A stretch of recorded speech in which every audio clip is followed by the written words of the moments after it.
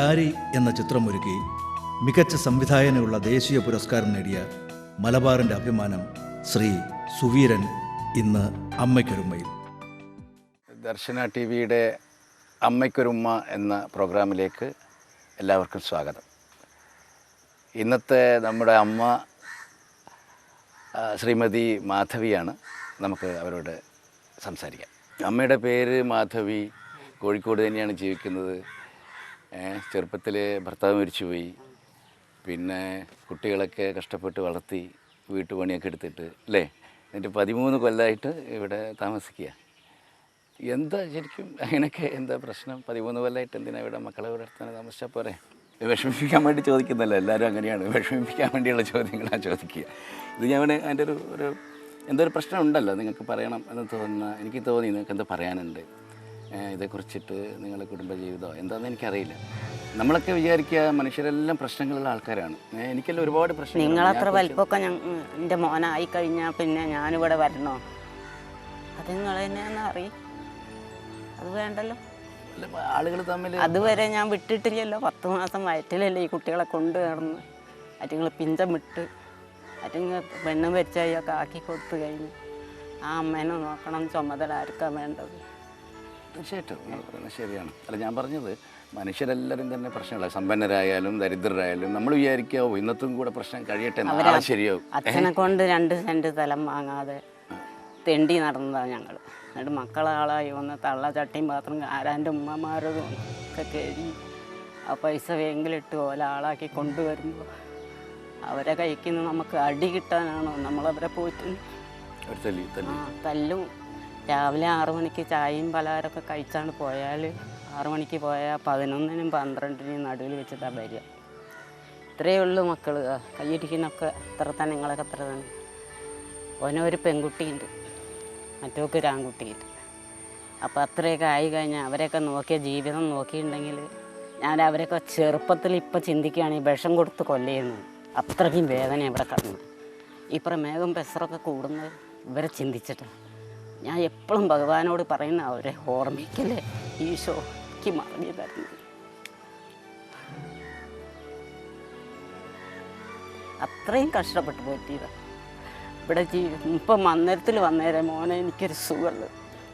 ഈ 13 കൊല്ലം ഞാൻ സ്വർഗമായി ജീവിക്കുന്ന ഇത്തരത്ത് വന്നിട്ട് ഉടുക്കാനും ഇടാനും എല്ലാ കാര്യവും എനിക്ക് സ്വർഗത്തിൽ കിട്ടുന്നത് ഈ സ്ഥലത്ത് വന്ന്. ഇപ്പൊക്ക് ആരോഗ്യം നഷ്ടപ്പെട്ടു, എന്നാലും എൻ്റെ കാര്യം ഇവിടുത്തെ അത്യാവശ്യം കാര്യം ഞാൻ കൊണ്ട് നടക്കും. ഞങ്ങൾക്ക് പണം ചെങ്ങി ജീവിക്കണ്ടേ? പണമല്ലല്ലോ വലുത്, ജീവിതമല്ലേ വലുത്. അതിൽ ഓനൊരു മോനല്ലേ പുറത്ത് പണിയെടുത്തിട്ട് മാർബിളിൻ്റെ പണിക്കൊക്കെ പോകും. 500 റുപ്യ ശമ്പളമൊക്കെ ഉണ്ട്. ഭാര്യനെ നോക്കണം, കുട്ടീനെ നോക്കണം, വീട് നോക്കണം, എന്നെ നോക്കണം. അപ്പോൾ കോപം ഭയങ്കരമാണ്. ഒരു കടുകിൻ്റെ മണി കിട്ടിയാൽ മതി, അവൻ തന്നെ വിഷം കുടിച്ച് അവൻ തന്നെ ചത്തുപോകും. ആ കാലം കഴിഞ്ഞു പോയി. അതിനും ഈശോ രക്ഷപ്പെടുത്തി തന്നു എൻ്റെ മോനെ എനിക്ക്. എന്നിട്ട് ഇപ്പോഴും 2 കൊല്ലമായി ഇമ്മർത്ത് വന്നിട്ട്. അമ്മ സ്വന്തം ഇഷ്ടത്തിലാണോ വന്നത്? അല്ല കൊണ്ടിട്ട് അയ്യേ എൻ്റെ സ്വന്തം ഇഷ്ടത്തിൽ ഇറങ്ങിപ്പോന്നു. ഓൻ പള്ളിയിലേക്കും പോയി, ഞാൻ അങ്ങോട്ട് പോന്നു. 5 സെൻറ്റ് 3 സെൻറ്റ് 5 സെൻറ്റ് ഞങ്ങളെ ചുറ്റുഭാഗം വീടാണ്. അപ്പം ഞാൻ ഈ 11:30-ക്ക് മീനും കൊണ്ട് വന്നപ്പം അന്നേരത്തൊന്നും മീൻ ഉണ്ടാവില്ല, മീൻ മേടിച്ച് വെക്കുന്നതേക്കും മീനും കൊണ്ട് വന്നപ്പം ഞാൻ ഇങ്ങനെ തന്നെ പറഞ്ഞു പോയി. ശരീരമൊക്കെ തണുക്കുക, പ്രമേഹമൊക്കെ 500-600 ഉണ്ടാവും. അപ്പോൾ തണുക്കുമ്പോൾ ഞാൻ അങ്ങനെ മീൻ നന്നാക്കിക്കൊണ്ടിരിക്കുക. ഓൻ പഴയും ചായയൊക്കെ കുടിച്ചു കഴിഞ്ഞാൽ ഓൻ ബാത്റൂമിലേക്ക് കുളിക്കാൻ, ഞാൻ കെട്ടിക്കൊണ്ടുവന്ന വെള്ളത്തേക്ക് കുളിക്കാൻ പോയി. എവിടെയോ ദൂരത്തുനിന്ന് കെട്ടിക്കൊണ്ടുവന്നു. ആ കുളിക്കാൻ പോണ പോക്കിൽ ഞാൻ അങ്ങനെ പറഞ്ഞു തന്നെ. രാവിലെ 6 മണിക്ക് പോവുക, തിരിച്ചു വരുന്നത് 11:30-ക്ക്. ചുറ്റുഭാഗമൊക്കെ ചോറുണ്ടോ ഉറങ്ങിയില്ലേ, അത് ബാത്റൂമിലേക്ക് കേട്ടു. അത് കേട്ടോടുകൂടി ഷെഡിയോടുകൂടി എൻ്റെ അടുത്തേക്ക് ഒരൊറ്റ അടി. അപ്പം ഞാൻ ചോദിച്ചു മോനോട്, എന്തിനാ മോനെ നീ ഇത് ചെയ്തത് ചോദിച്ചു. അപ്പം എന്നോട് കൈ കൊണ്ട് കാരണം ബുദ്ധി ഉറക്കാനാണ്, തലയ്ക്ക് 4 മേട്ടം അവൻ്റെ തലയ്ക്ക്. എന്നാൽ പിന്നെ ഞാൻ മറന്നു പോകും തച്ചതായാലും. ഓൻ ചോറ് തിന്നുമ്പോഴേ എന്നെ വിളിച്ചതേ ഇല്ല. പച്ച വെള്ളത്തിൽ മരുന്നും കഴിച്ച് ഞാൻ കിടന്നു. ഈ ചോറ് തിന്നുമ്പോൾ അമ്മയെ ചോറ് തിന്നാൻ വരീന്ന് പറയണ്ടേ. വരുമ്പോൾ വാതിക്കൽ ഇങ്ങനെ മുട്ടും 3 ഒച്ച. അമ്മയെന്നുള്ള വിളി 2 ആളും വിളിക്കില്ല. ഓൽക്ക് അമ്മയില്ല. അറിയോ, അവന് ദേഷ്യം പാടില്ല. മദ്യം കഴിക്കില്ല, ചീത്ത വഴിക്ക് പോകില്ല. സാധാരണ നമ്മൾ പറയുന്നത് കേൾക്കലുണ്ട് വീടുകളിൽ അമ്മായി അമ്മ മരുമകള് തർക്കം എന്നൊക്കെ. അല്ല, അങ്ങനെ നിങ്ങൾ അവരുടെ ഭാര്യയായിട്ടൊക്കെ അവർക്ക് നിങ്ങൾ ഇവിടെ വന്നിട്ടാണ് കല്യാണം കഴിച്ച് അങ്ങോട്ട് പോയത്. എന്നെ കൂട്ടാൻ വന്നിരുന്നു. പെണ്ണ് ഉറപ്പിച്ചിട്ട് അടുത്ത മാസം കല്യാണം. ഞാൻ തെറ്റി പോകുന്നത് ഈ മാസം എന്നെ അടിച്ചിട്ട്. വേറെ ഒരു നേരത്തെ ഭക്ഷണം ഞങ്ങൾക്ക് ഇവിടുന്ന് കിട്ടുകയെന്ന് വെച്ചാൽ പിന്നെ വീട്ടിൽ നിന്ന് കിട്ടുകയെന്ന് വെച്ചാൽ 6 നേരം ഇവിടുന്ന് തരുന്ന ഞങ്ങൾക്ക് 1 നേരം ഇവിടുന്ന് കിട്ടിയാൽ മതി.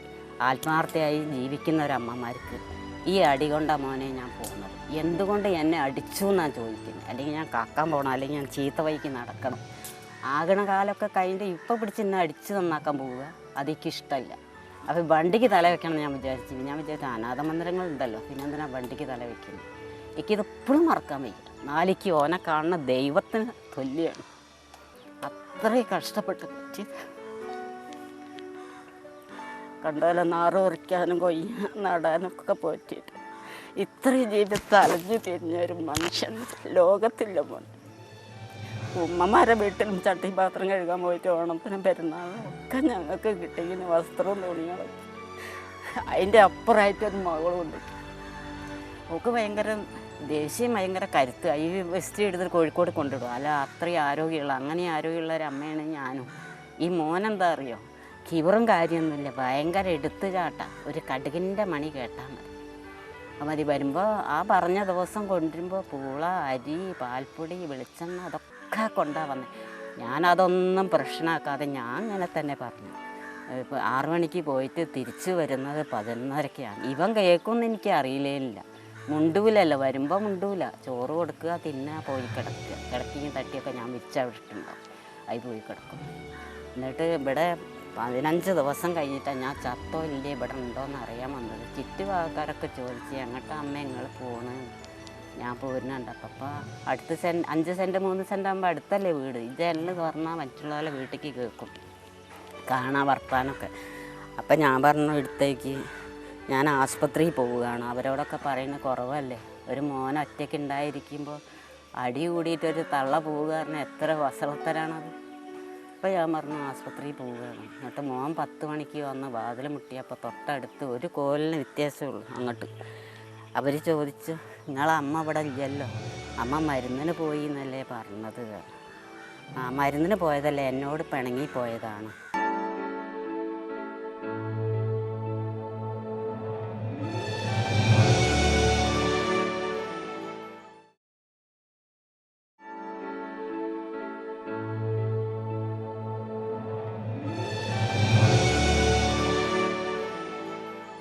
അവർ ചോദിച്ചു നിങ്ങളെ അമ്മ ഇവിടെ ഇല്ലല്ലോ, അമ്മ മരുന്നിന് പോയി എന്നല്ലേ പറഞ്ഞത്. ആ മരുന്നിന് പോയതല്ലേ, എന്നോട് പിണങ്ങി പോയതാണ്. ഞാൻ പള്ളിയിലേക്കും പോയി, അമ്മ പോകണമെന്ന് എന്നോട് പറഞ്ഞിട്ടൊന്നുമില്ല. അപ്പോൾ എന്നോട് പോകുമ്പോൾ പറഞ്ഞു ഞാൻ പോവുകയാണെന്ന്. അപ്പം ഞാൻ മനസ്സിലാക്കി അമ്മ പോകുകയെന്ന് എന്താ പറയാതെന്നത്.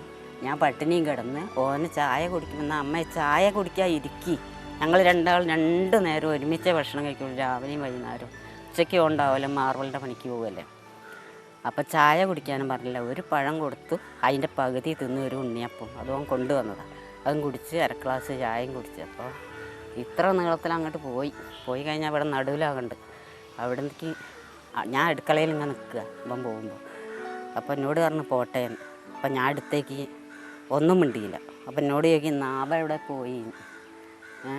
അപ്പം നാവ എവിടെ പോയി എന്ന് പറഞ്ഞപ്പോൾ ഞാനൊന്നും മിണ്ടിയില്ല. അപ്പോൾ അടുത്തുനിന്ന് ഇങ്ങോട്ട് പറന്ന് വന്ന ചെരുപ്പ് ഇട്ടുകൊണ്ട് എൻ്റെ എരുത്തിക്ക് എന്നെ കൊല്ലാൻ തക്കുന്നു. അപ്പം ഞാൻ പറഞ്ഞു മോൻ്റെ എരുത്ത് തന്നെ ഞാൻ ഇല്ലേ, പിന്നെന്തിനാണ് ഞാൻ മോനെന്ന് വിളിക്കുന്നതെന്ന് ചോദിച്ചു. അല്ല, ഞാൻ ഇവിടുന്ന് ഒരു കൊടുവാളെടുത്താൽ തല 2 മുറിച്ചിട്ടിട്ട് പോകാമെന്ന് വിചാരിച്ചു. ഇങ്ങനെ പറഞ്ഞ് പള്ളിയിലേക്ക് പോയി. ഞാൻ മന്ദിരത്തേക്ക് പോയി. നിങ്ങൾ തമ്മിലുള്ള ഈ അസ്വാരസ്യം ഉണ്ടല്ലോ, അത് എത്ര കാലം മുതലാണ് തുടങ്ങിയത്? അതായത് കല്യാണം കഴിച്ചതിന് ശേഷമാണ്? കല്യാണം കഴിച്ച ശേഷം ഞങ്ങൾ അന്തി ഉറങ്ങിയിട്ടില്ലല്ലോ അവിടെ. കല്യാണം കഴിക്കുന്നതിന് മുമ്പേ മകൻ ഇങ്ങനെ തന്നെ. ഒരമ്മയും മോനും മോനെ ഒറ്റയ്ക്ക് ജീവിക്കുമ്പോഴേ ആർക്കാ പറയാൻ പറ്റിയ? അമ്മേനല്ലേ എല്ലാവരും തള്ളി പറയുക, മോനെ പറയില്ലല്ലോ. അപ്പോൾ ഈ മോൻ കുരുത്തക്കേട് കഴിച്ചാൽ ഞാൻ എങ്ങോട്ടാ പോവുക? ഇങ്ങോട്ടല്ലേ വരാനുള്ളൂ. വീട്ടുകളിലേക്ക് പോയി. ഈ വീട് അമ്മയുടെ അല്ലേ? ഓ വീട് എൻ്റെ പേർക്കല്ല, ഓൻ്റെ പേർക്ക് ആക്കി കൊടുത്തു. ഓൻ്റെ സ്നേഹിതൻ പറഞ്ഞു പിന്നെ ഓൻ്റെ പേർക്ക് ആക്കി കൊടുക്കണം. അപ്പോൾ അവൻ്റെ പേരുക്കാക്കി പോയി. ഇന്ന ആട്ടി ഓടിക്കും തല്ലുന്നൊന്നും എനിക്കറിയില്ലല്ലോ. എന്നിട്ട് ഞാനിവിടെ വന്നു. അവൻ്റെ പേരിലേക്ക് ആക്കേണ്ട വരുന്ന കാര്യം എന്തായിരുന്നു? സാധാരണഗതിയിൽ രക്ഷിതാക്കളുടെ ആർക്കറിയാം? അതൊക്കെ എൻ്റെ മോനല്ലേക്ക് വലുത്. ഓനെ വീട് ചെത്തി തേക്കാനും പണി പൂർത്തിയാക്കാനും ഇല്ലായിരുന്നു. ആദ്യത്തെയും കൗത്യത്തെയും മോതിരൊക്കെ ഞാൻ കഴിച്ചു കൊടുത്തു. നിങ്ങൾക്ക് ഞാൻ തരില്ലല്ലോ, എൻ്റെ മോനല്ലേ കൊടുക്കുള്ളൂ. അതൊക്കെ ഓന് കൊടുത്ത് അതൊക്കെ കൊണ്ടുപോയി 20,000 ഉറുപ്പ്യക്ക് അവിടെ പണയം വെച്ചിട്ട് പൈസ അവിടെ കൊണ്ടുവന്ന് എന്നെ ഏൽപ്പിച്ച് അവിടെ കിടന്നു. അപ്പം എന്നോട് ചോദിച്ചു, അമ്മയ്ക്ക് കാതിക്ക് എന്തേ എനിക്ക് തന്നത്? അപ്പം ഞാൻ പറഞ്ഞു, എനിക്ക് എൻ്റെ മോനും വീടുമല്ലേ ഇഷ്ടം, അതുകൊണ്ട് ഞാൻ തന്നതാണ്. പിന്നെ ആ വെച്ച സാധനം ഒന്നും എടുത്തില്ല, നഷ്ടപ്പെട്ടു പോയി. ഇവരെ കൊള്ളാത്തതിന് ഇപ്പം എനിക്ക് മരിക്കാൻ പറ്റുമോ അല്ലെ എഴുതി ചൊല്ലിയിട്ട് സൂക്കടുണ്ട് വിചാരിച്ചിട്ട്. പിന്നെ ഓലക്ക് നഷ്ടമാണ് എന്നെ കൊണ്ട്. എനിക്ക് പ്രമേഹത്തിന് മരുന്ന് വേണം, പ്രഷറിന് മരുന്ന് വേണം. അപ്പോൾ ഓരോ ഗുളികയൊക്കെ വേണ്ടു. പ്രഷറിൻ്റെ പകുതി, പ്രമേഹത്തിൻ്റെ ഒന്ന്. എന്നെക്കൊണ്ട് നഷ്ടമായിട്ട് എൻ്റെ മക്കൾക്ക് അന്ന് വരെ ഉണ്ടാക്കിയിട്ടില്ല. ഓല അച്ഛനെ കൊണ്ട് ഓലക്ക് ഉണ്ടാക്കാൻ കഴിഞ്ഞിട്ടില്ല. അമ്മേനെ സ്നേഹിക്കാൻ അറിയാത്ത പോലെ പിന്നാലെ എങ്ങനെ നിൽക്കാൻ പറ്റുക? മകൻ്റെ തന്നെയാണ്. ഞാൻ ദൈവത്തോട് എപ്പോഴും പറയും, എൻ്റെ മോന് ആരോഗ്യം കൊടുക്കണം, ശക്തി കൊടുക്കണം, നഷ്ടപ്പെട്ടു പോകരുത്. ഞാൻ ചത്തിട്ട് എന്തായാലും വേണ്ടില്ല എന്നാണ് ഞാൻ പ്രാർത്ഥിക്കുന്നത്. ഈ 13 കൊല്ലമായിട്ടും അവർ വരുവോ കാണുമോ? ആ മകള് വന്നു പോയിട്ട് വിഷുവിന് വന്നു പോയതാണ്. ഒരു ദിവസത്തെ ജീവിതത്തിനൊക്കെ നമ്മളെന്തിനാ അഭയം തേടി പോകണം? ഒരു ദിവസം ജീവിക്കുന്ന റോട്ടിൽ ജീവിച്ചുകൂടെ? അവരെത്തി പോകണം. ഒരു ദിവസം ജീവിച്ചാൽ ജീവിതമായോ? മോളെ കൊണ്ടുപോയി കോടഞ്ചേരിക്ക് ഒക്കെ ഒരു ആൺകുട്ടിയുണ്ട്, 4 വയസ്സായ. ഓക്കും നല്ല സുഖമാണ്, ഒരു ബുദ്ധിമുട്ടില്ല. ഓനും ഓളുമാണ്. പിന്നെ 8-10 ആൾ വരെ ഏട്ടന്മാരും അഞ്ചന്മാരും മക്കളൊക്കെ ഉണ്ട്. എൻ്റെ കഷ്ടം അങ്ങനെയാണ് ജീവിതകാലം വരെ. എനിക്ക് ഇവിടെ തന്നെ ഇഷ്ടമുള്ളൂ. മന്ദിരത്തിൽ ഒരു കഷ്ടം ഞങ്ങൾക്കില്ല. ഇത്രയും നോക്കാൻ പറ്റൂലെങ്കിൽ പിന്നെ എന്താ, ഞാൻ സുഖത്തിൽ ജീവിക്കാൻ എൻ്റെ മക്കളോട് കൂടി ജീവിക്കാൻ സന്തോഷമല്ലേ. ആ മോള് ഇപ്പോൾ കല്യാണം കഴിഞ്ഞവരിപ്പോൾ ഇവിടെ വന്നൊരു പാവുണ്ട്, 3-3.5 വയസ്സായി. അത് ദൈവത്തിന് വരും പോലെ ഓടി വന്ന് എൻ്റെ മുട്ടുംകാലം അടച്ച് പിടിച്ചു. ഞാനതിനെ കണ്ടിട്ടും കൂടിയില്ല. പ്രസവിക്കുമ്പോൾ കല്യാണം ഞാൻ കഴിച്ചു കൊടുത്തു. കല്യാണം കഴിക്കില്ലായിരുന്നു, മടങ്ങിപ്പോവുകയും. ഓൻ്റെ സ്നേഹിതനോനും വന്നു. അപ്പം ഞാനിവിടുന്ന് ഒരു അമ്മേനെയും കൊണ്ടുപോയി, ഈ അടി കാരണം ഒരു അമ്മേനെയും കൊണ്ടുപോയി അവിടെ അന്തി ഉറങ്ങി. അല്ലെങ്കിൽ എൻ്റെ വീട്ടിലേക്ക് വേറെ ഒരമ്മ കയറാൻ ഇഷ്ടമുണ്ടാവും. അത്രയും ഭയം, ഒരു ഭയമാണ് വീട്ടിൽ പോകാൻ. ഇഷ്ടവുമില്ല. അമ്മ അവിടെ അന്ന് 2 ദിവസം നിന്നോളിന്ന് മരുവോള് പറഞ്ഞു. കഴിഞ്ഞല്ലേ 2ാം കൊല്ലം വന്നപ്പോൾ. അപ്പം ഞാൻ പറഞ്ഞു, 2 ദിവസം എനിക്കൊരു ജീവിതമായില്ല കേട്ടോ. ഈ ജീവിക്കുകയാണെങ്കിൽ മരണം വരെയല്ലേ ജീവിക്കാൻ പറ്റുള്ളൂ. അത് അവിടുന്ന് പാസ്സാക്കണ്ട ഓല്. എനിക്കറിയില്ലേ എൻ്റെ വീട്ടിൽ എത്ര ദിവസമാണ് ഞാൻ നിൽക്കേണ്ടത്. അത് അവരാരും അവൻ കല്യാണം കഴിച്ചോടത്ത് മഹാപാവപ്പെട്ടോല. വാടക വീട്ടിൽ ജീവിക്കുന്ന പോലെ കല്യാണം കഴിച്ചു. സ്വത്തുമില്ല, മുതലുമില്ല, ഒന്നുമില്ല. അവൻ്റെ അച്ഛനെ കൊണ്ട് 2 സെൻറ്റ് സ്ഥലം ഉണ്ടാക്കാനും പറ്റിയ 4.5 സെൻറ്റ് സ്ഥലത്ത് തെങ്ങുണ്ട്, അത്യാവശ്യം മരങ്ങളും ഒക്കെ ഉണ്ട്. നല്ല സുഖത്തിൽ അവർ ജീവിക്കും. എന്നും സുഖത്ത് കഴിഞ്ഞോട്ടെ, എനിക്ക് പരാതിയില്ല. എന്നെന്ന് ചെയ്താൽ അവർക്കുണ്ട് കുഞ്ഞു മക്കൾ ഇത്ര. ആ മക്കൾക്കും വേണ്ട ഒരു ഈ സ്ഥാനത്ത് വരും. പടച്ചനെല്ലാവർക്കും ഒന്നാണ്. ഞാനത്രയും കേട്ടിട്ടുണ്ട്. അവർ വന്ന് വിളിച്ചാലോ? അവർ അങ്ങനത്തെ മനസ്സ് അവർക്ക് വരില്ലല്ലോ. ഈ ഞാനല്ലേ പറഞ്ഞു, എൻ്റെ മോനെ അങ്ങനത്തെ മനസ്സ് വരില്ല. ഇന്ന് വരെ പോലെ അധ്വാനിച്ചിട്ട് ഒരു പഴന്തുണി, ഒരു തവലിൻ്റെ ശീലം എൻ്റെ ശരീരത്ത് വെച്ചിട്ടില്ല. ആ മോൻ്റെയും ആ മോളെയും. പിന്നെ എന്നെ എന്ത് വിളിക്കാനാ? 2 കല്യാണം കഴിഞ്ഞു. ഇതിനെ മാത്രമൊക്കെ തെറ്റ് ഞാൻ എന്താ ചെയ്ത്? ദൈവത്തിന് തെറ്റ് ചെയ്താലും അത്ര പോലെ ഞാൻ തെറ്റ് ചെയ്തില്ല. തെറ്റ് ചെയ്യുകയാണെങ്കിൽ കൊന്നാണ്ട് കഷ്ണാക്കി പുറത്തേക്ക് ഇട്ടാൽ പോലും തന്തല്ലാതെ ഞാൻ പോയിട്ട് ഇടത്തില്ലേ. ആരെൻ്റെ വയലിലും അവിടെയും ഇവിടെയും വീടില്ലായിട്ട് കഷ്ടപ്പെട്ട് ഓല് വിളിക്കുകയെ, ദൈവം വിളിച്ചാൽ പോലും ഓല് വിളിക്കില്ല. അത്രയും ധൈര്യം. ഒരു ദിവസമൊക്കെ വിളിച്ചിട്ട് എന്താ കാര്യം മോനെ? ഒരു ദിവസം എന്താ വാടക വീട്ടിൽ ജീവിക്കുക? എനിക്ക് ഇഷ്ടമല്ല അങ്ങനെ ജീവിക്കുക. പിന്നെ ഓല് വരുന്നില്ലേ, 2 കൊല്ലം 3 കൊല്ലം ഞാൻ ചത്തുകണോ, പെലവിളി കഴിക്കണോ എന്ന് വെച്ച് വരുന്നുണ്ട്. അത് മതി. അല്ലെങ്കിൽ അങ്ങനെ വരാമെന്നാണെങ്കിൽ സ്നേഹം ഉണ്ടല്ലോ. അതൊന്നും ചിന്തിക്കാൻ പോലും പറ്റൂല. ചിന്തിച്ച് പോയാൽ ചെവിയിലൊക്കെ വെള്ളം നിറഞ്ഞു പോകും രാത്രി കിടക്കും. അവരൊക്കെ ഇപ്പോൾ സ്വർഗത്തിൽ ജീവിക്കുമ്പോഴേ ജീവിക്കുന്നു. അരിച്ചാക്ക് കൊണ്ടുവന്നിട്ട് എൻ്റെ മോളെ വീട്ടിൽ കഴിയും. ഇവന് തന്നെ എല്ലാ സാധനവും ഒരു സാധനമില്ല. വീട്ടിൽ പൊന്നു പോലെ നോക്കും. ഇത് ഞാൻ തന്നെയല്ലേ പറയുന്നത്. പൊന്നു പോലെ പറഞ്ഞാൽ 600 റുപ്യേനെ വഴിയെടുത്ത് 600 റുപ്യേനെ കെട്ടിക്കൊണ്ട് അങ്ങനെ നോക്കുന്നൊരു മോനെ. ഓനെ എല്ലാവരെ പോലെയും കാട്ടി ഉയർന്ന് മുന്നോട്ടൊരടി മുന്നോട്ടല്ലാതെ ബേക്കോട്ടോ നിൽക്കൂല എൻ്റെ മോന്. അത്രയ്ക്കും കണ്ടീഷനായിട്ട് കുടുംബം നോക്കുന്ന മോനെ. എൻ്റെ അച്ഛൻ നോക്കിയില്ലേ ഇല്ല അങ്ങനെ. ചില സമയത്താണ് ഇങ്ങനെ സംഭവിക്കുന്നത്. ചില സമയത്ത്, അല്ലാണ്ട് എല്ലാ ദിവസവും അങ്ങനെ അല്ല. നല്ലോണമൊക്കെ പെരുമാറും അല്ലേ, അമ്മയെ ശ്രദ്ധിക്കും. അപ്പോൾ ഓൻ്റെ സ്നേഹിതം ഓന് പെണ്ണ് കെട്ടണം എന്ന് പറഞ്ഞു. അപ്പോൾ പെണ്ണ് കെട്ടിച്ചു കൊടുത്തു.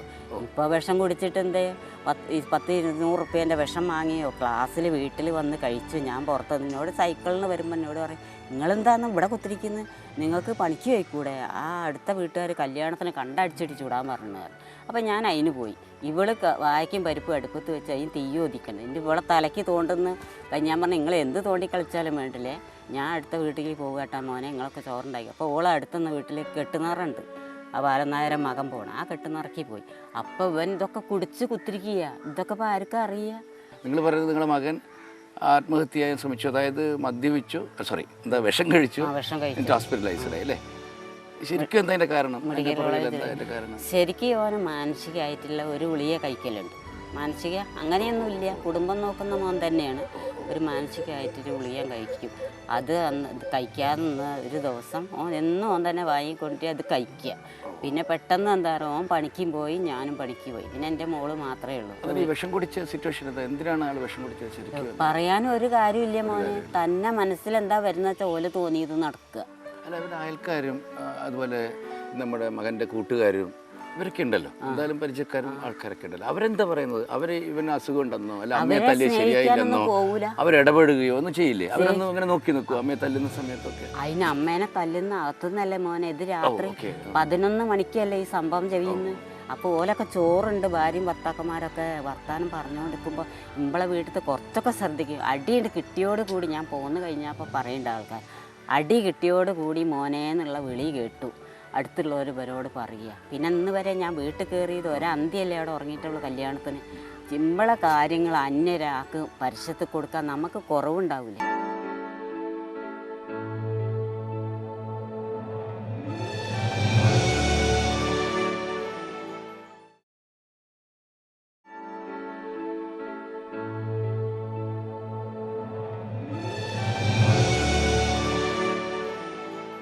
അതിന് അമ്മേനെ തല്ലുന്ന അകത്തുനിന്നല്ലേ മോനെ, ഇത് രാത്രി 11 മണിക്കല്ലേ ഈ സംഭവം ചെയ്യുന്നത്.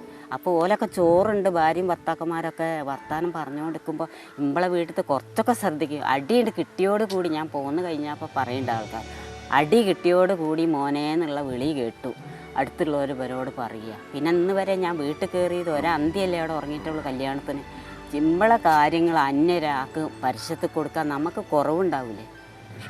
അതുകൊണ്ട് ഞാനൊന്നിനും പോവില്ല. ഓനാണെങ്കിൽ അടുത്തുള്ളവരെ സ്നേഹിക്കാനും പോവില്ല. ആരോടും കാര്യം ഉണ്ടെങ്കിൽ മാത്രം കാണിക്കെന്താ, ഓനൊരു സൂക്കൂടില്ല. അപ്പം ഞാൻ ഇവിടെ വന്നപ്പോൾ അമ്മയെ അങ്ങനെ ചെയ്യുമോളും ഇങ്ങനെ ചെയ്യും, ഞാൻ പറഞ്ഞാൽ കേൾക്കൂല, ഞാൻ പണിക്ക് പോയാൽ ഇങ്ങനെയൊക്കെയാണ് പറയുന്നത്. അപ്പോൾ എടുത്തേക്ക് ഞാൻ പറഞ്ഞു, മോളെ ഇയ്യും എൻ്റെ ഓന് മാത്രമല്ലേ ഉള്ളൂ എൻ്റെ മോൻ, ഓനെ ഇജ്ജ് കൊല്ലാതെ കൊണ്ടുപോയിക്കോ, കൊന്ന് പോയ മോനാണ് എൻ്റെ കൈക്കുന്നത്, അതൊക്കെ ഈ ദൈവം തന്നതാണ്. എൻ്റെ മോള് പോര് കുത്താൻ നാത്തൂനും ഇല്ല ഞാനും ഇല്ല. നയിച്ചു കൊണ്ടുവരുന്ന 2 കിലോ അരി എൻ്റെ മുന്നിൽ കൊണ്ടിട്ട് വരുന്നില്ല. എനിക്ക് 10 പൈസയ്ക്ക് അധ്വാനിക്കാൻ പറ്റില്ല. ഓൻ പറഞ്ഞത് കേട്ടോ, ഓള് ചുറ്റുഭാഗമൊക്കെ പോയി ചർച്ചയ്ക്ക് പോകും. അപ്പോൾ ചർച്ചയ്ക്ക് പോകണ്ടെന്ന് ഞാൻ പറഞ്ഞു കൊടുത്തു. ഓളെ കുറ്റം പിന്നോട് വന്ന് പറയുകയാണ്, ഇങ്ങനെയൊക്കെ ഓള് ചെയ്യുന്നു, ഓളാരാ മുതലെന്ന്. നമുക്ക് സഹോദരങ്ങൾ അതുപോലെ അനിയത്തിമാര് ചേച്ചിമാര് അതൊക്കെ ഉണ്ട്. അവിടെ ഇവിടെയൊക്കെ എത്ര മക്കളായിരുന്നു? 8-9 ഉണ്ടായിരുന്നു. അവളൊന്നും എനിക്ക് ഉപകാരം ഉണ്ടായില്ല. ഇവൻ്റെ അച്ഛനെ കല്യാണം കഴിച്ചുകൊണ്ട് എൻ്റെ ജീവിതം നശിച്ചു. ഇവനും വെളും വന്നിട്ട് വേണം അങ്ങോട്ട് കടക്കണ്ടെന്ന് പറയാൻ പോവുക. ഞാൻ 2 കൊല്ലമായി മോനെ കണ്ടിട്ട് കാര്യമായിട്ട് എൻ്റെ മോനെ കാണാനാക്കി ഇഷ്ടം. പിന്നെ അടുത്തൊക്കെ പോയി കാണണമെങ്കിൽ എന്താ പറയുക, വഴിയേ അറിയില്ല. മെഡിക്കൽ കോളേജിൽ നിന്ന് 8 രൂപ വേണം ഇപ്പോൾ ആ പുതിയ വീടെടുത്ത സ്ഥലത്തേക്ക്. അപ്പോൾ അവൻ പണിക്ക് പോയിനത്. എനിക്ക് മരുവളയും കുട്ടീനെ എന്ത് കാണാനാക്കി കാര്യമായിട്ട് മോനെ കാണുന്നത്. ഭർത്താവ് മരിച്ചതിന് ശേഷം നിങ്ങൾ സ്വയം അധ്വാനിക്കാൻ തുടങ്ങി. അതായത് വീടുകളിലൊക്കെ പണിക്ക് പോകലും തുടങ്ങി. ഭർത്താവിന് വീടും വരെയൊന്നും ഇല്ല, ഇതൊന്നും ഞങ്ങളറിയില്ലല്ലോ. അയാൾ പിന്നെ കള്ളൂറാക്കും കുടിച്ച് ജീവിതം നശിച്ച് വീടിറാക്കും, കുടുംബം ഒന്നും നോക്കൂല. പിന്നെ ഞാൻ എൻ്റെ മോനോട് എപ്പോഴും പോകുന്നവരെ പണിക്ക് പോലെ കൊയ്യാനും നാറ് പറക്കാനും നടാനും. ഓനെ കൊണ്ടൊന്നും എനിക്ക് സുഖം കിട്ടിയില്ല. 2 മക്കളുണ്ടായിരുന്നേ ഉള്ളൂ. മോനോടായിട്ട് പറയല്ല, എൻ്റെ മോനോട് ഞാൻ അങ്ങനെ തന്നെ പറയും. ഞാൻ പറയുന്നതാ. പലർക്കും പലതരത്തിലുള്ള ജീവിത സങ്കീർണതകളാണ്, മനസ്സിലായില്ല. ഓരോരുത്തർക്കും ഓരോ തരത്തിലായിരിക്കും. എന്തായാലും ഞാനിപ്പം പറയുന്ന പോലെ നമുക്കൊരു ഭാവി ഉണ്ടാവും, നാളെ ശരിയാവും എന്ന് വിചാരിച്ചിട്ടാണ് നമ്മളെല്ലാവരും തന്നെ. എനിക്ക് എൻ്റെ മോൻ്റെ അടുത്ത് നിന്നാൽ മതി. എനിക്ക് വലിയ പവറിലൊന്നും ജീവിക്കേണ്ട ആവശ്യമില്ല. ഒരു കൊല്ലത്തിൽ 2 മുണ്ടും 2 ബ്ലൗസും 1 നേരത്തെ ചോറും തരാൻ കഴിഞ്ഞാൽ ഇവിടുത്തെ ചോറിനോട് ഏറ്റവും ഇഷ്ടം എൻ്റെ ചോറാണ്. അത് പറഞ്ഞിട്ട് ഓനെ കൊള്ളൂലാച്ചാൽ എന്ത് ചെയ്യും? ചാവാൻ പറ്റുമോ? എല്ലാവർക്കും അങ്ങനെ അമ്മമാർ വെക്കുന്ന ഭക്ഷണമാണ് എനിക്കും ഏറ്റവും ഇഷ്ടം. എൻ്റെ അമ്മ വെക്കുന്ന ഭക്ഷണമാണ് എന്തെന്നെ പറഞ്ഞാൽ. അമ്മയുടെ ഓണങ്ങൾ എങ്ങനെയായിരുന്നു വളരെ ചെറുപ്പത്തിലൊക്കെ? പറഞ്ഞവരെല്ലാം കൊളായില്ലേ? അപ്പോൾ എൻ്റെ ഇവിടെയൊക്കെ ആയിട്ട് എല്ലാം പോയി. ഓണങ്ങളൊന്നും സുഖമായിരുന്നില്ല അല്ലേ? എവിടെ ശരിയാണ് ഓണം കാര്യം. എന്നാലും ഇതുവരെ ഞങ്ങൾ ജീവിച്ചത് നല്ലോണം. ഈ അടിയാണ് തെറ്റിച്ചത്. ആ അപ്പോൾ ഇവൻ പറയാ അടി വലിയ കാര്യമാണ്, അതാണ് മറക്കാനല്ലേ ഉള്ളൂ എന്നോട് ഇവിടെ ഒന്ന് പറയുകയാണ്. 15ാമത്തെ ദിവസം പ്രത്യേക മാനസികാവസ്ഥയിൽ ഇയാൾ വിഷമൊക്കെ കഴിച്ച ആളാണ്, മനസ്സിലായി. ഒരു പ്രത്യേക സമയത്ത് മാനസിക ഭ്രാന്തി എന്നൊക്കെ പറയുന്ന പോലെ സംഭവിച്ചു പോയതായിരിക്കുമോ? അങ്ങനെയാണെങ്കിൽ നമുക്ക് മാപ്പ് കൊടുക്കാൻ പറ്റുമോ? അങ്ങനെയൊക്കെ മാപ്പൊന്നും വേണ്ട മോനെ. ഓന് കഷ്ടതയാണ്. ഓനൊരാൾ ഉദ്ധാനിച്ച് കൊണ്ടുവന്നിട്ടല്ലേ ജീവിക്കാൻ. ഓനോടേക്ക് ദേഷ്യമൊന്നുമില്ല. ദൈവത്തിൻ്റെ നാമത്തിൽ ഞാൻ മരിക്കുന്നവരെ എൻ്റെ ഒരു ദേഷ്യമില്ല. ശപിക്കില്ല എന്ന് ഞാൻ മനസ്സിലാക്കിയിട്ടുള്ളത്. മക്കൾ എത്ര വൃത്തികെട്ടവനായാലും പിന്നെ എൻ്റെ മോള് ദേഷ്യപ്പെട്ടാൽ എൻ്റെ മോൻ അരവാക്ക് ദേഷ്യം. ഈ അടി മാത്രം എനിക്ക് മറക്കാൻ പറ്റാത്ത ഈ അടി. ആ അടി അടിച്ചെൻ്റെ ചെവി 2 മാസം മെഡിക്കൽ കോളേജിൽ വരും. 2 മാസം ഇവിടെ വന്ന ശേഷം വിമാനം കറങ്ങും പോലെ എൻ്റെ തല കറങ്ങിയിട്ട് 4 കട്ടിലിനെ അടിച്ചിട്ട് ഇവിടെ അങ്ങോട്ട് പൊട്ടി ചീന്തിന്നു.